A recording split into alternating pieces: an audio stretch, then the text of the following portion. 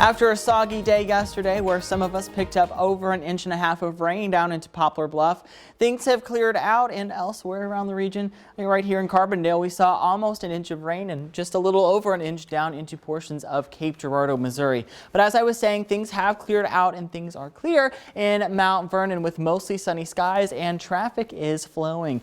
Temperatures in Mount Vernon are at 66 degrees with a relative humidity of about 47%, and it's pretty low because we had that cold front roll through last night, which dropped our temperatures and our humidity across the region. And some of us down towards southeastern Missouri and into Union City are seeing temperatures into the lower 70s, but for the rest of us, we're seeing temperatures into the mid 60s, and winds are currently a little bit gusty right now with peak wind gusts down into portions of Tennessee at about 7 miles per hour, but off towards the north around our region, we're seeing only wind gusts around 3 to 5 miles per hour. But those wind gusts are going to be increasing as we go throughout the evening and into the overnight hours. So we have another cool, dry and breezy afternoon on tap for today, with that drying trend continuing through the weekend, and our cooler weather will also be continuing through the weekend. And we may even have our first chance at some frost as we get into the latter half of the weekend. And if you're headed out for those Friday night football games,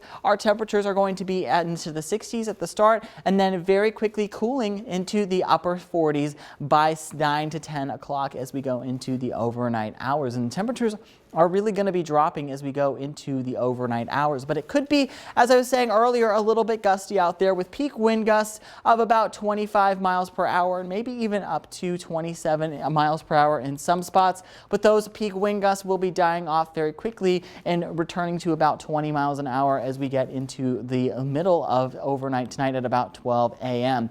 And our temperatures are going to be a little bit cooler as we get into the overnight hours at about 11 o'clock. We'll see temperatures into the 40s. And then those winds may help us feel a little bit colder as we start tomorrow with a wind chill into the upper 30s. But overall, it is going to be pretty cool even with the actual air temperature into the lower 40s.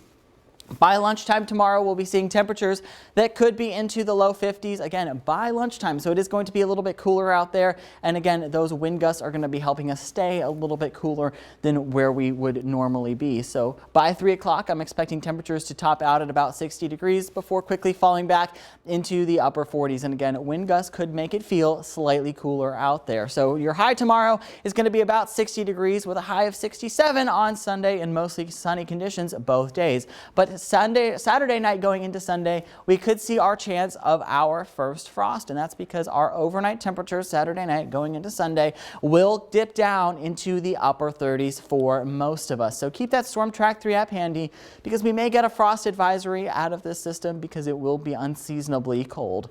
And we are not tracking anything in terms of rainfall for the next 5 days. I'm expecting your weekend and the start of your work week to be mostly dry across the area. So again, just to recap, we'll see temperatures today top out into the upper 60s. A few of us may make it to 70. Tomorrow will be substantially cooler with a high of 60. Sunday, again, will be a little bit warmer with a high of 67. Be aware of that frost between Saturday and Sunday, but then as we start the work week, we'll be seeing temperatures into the upper 60s and then lower 70s by Wednesday and Thursday.